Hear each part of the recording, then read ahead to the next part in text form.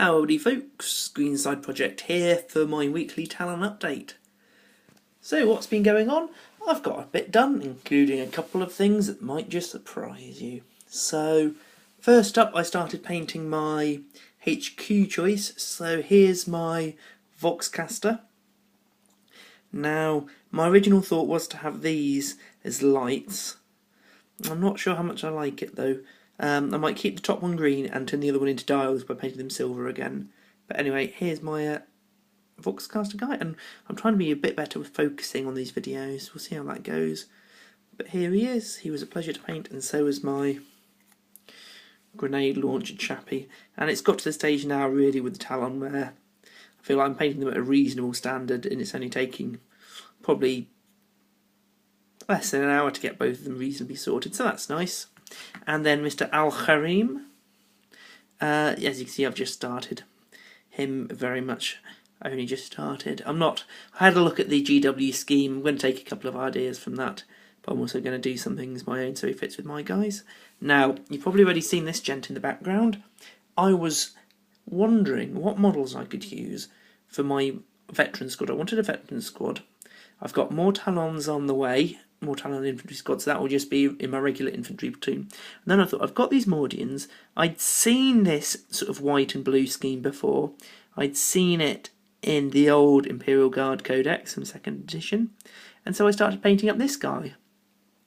And partly, as soon as I thought about having my Mordians as my veterans, I fell in love with the idea because there's nothing funnier to me than the idea of Mordians, the ultimate sort of uptight, by the book Imperial Guard unit, having to work with some Tallarn. I mean, you know, what will that wacky couple get up to next? You know, they are as opposite as two Imperial Guard companies could be, really, because your Tallarn, you know, they're going to be used to working in small forces, attacking their flanks, using guerrilla warfare tactics, building mines and snares, doing anything possible. I imagine if you're from Tallarn, you know, it's really thought of as a good thing if you've got your initiative, if you can think quickly, if you can be an individual.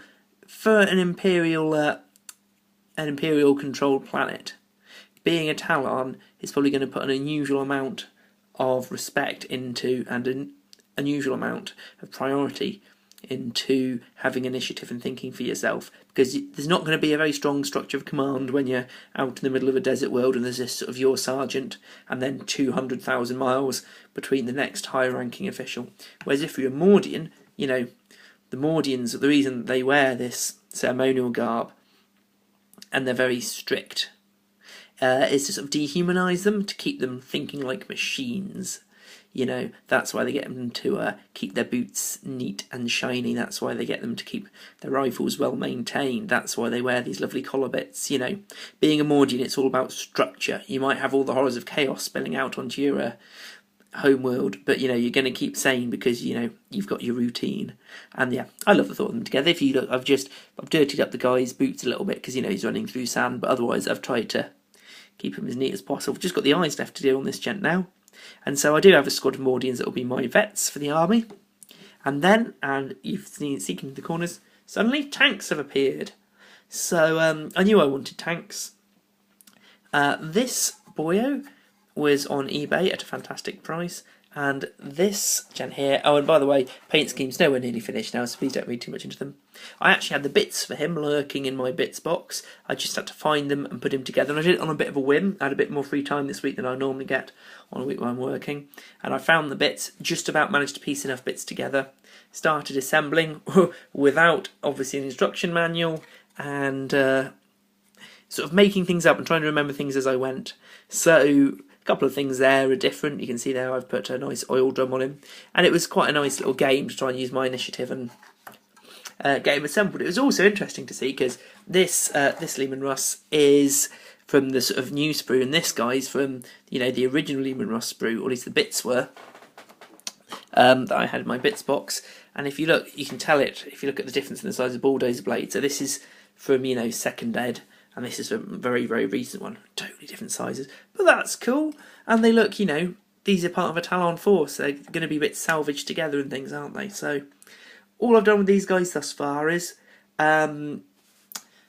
painted the underside black, and then on the top undercoated the whole thing with my grey primer, and then dry brushed with Rakarth Flesh, and then one very thin coat of sepia.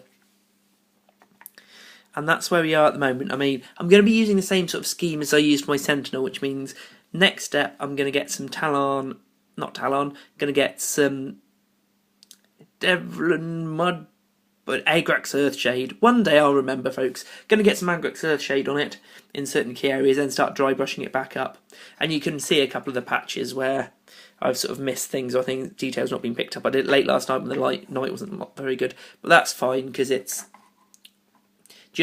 quite a quick process this to do every stage, and there's a good 20 stages more of paint before it's going to be nearly ready, and then obviously the weathering's going to begin. So that's where I'm at so far with the Tallarn this week. I've got quite a bit done, I think. It was nice to get the tanks assembled and get those sorted. Hopefully they'll be done by the end of the week, and Al Harim will be finished. And then this time next week's my birthday, so hopefully some lovely relatives and girlfriends will have aided my Tallarn hoard with a few more minis. So take care, everyone. Check out my Spooky Toberfest and my discussion about GW's pricing and competition policies. And by competition there, just to clarify, I mean competition between different businesses, not competition between tournaments. That video should be going up now anyway. So have a really good weekend, folks. Let me know what you think. Love you all, and bye.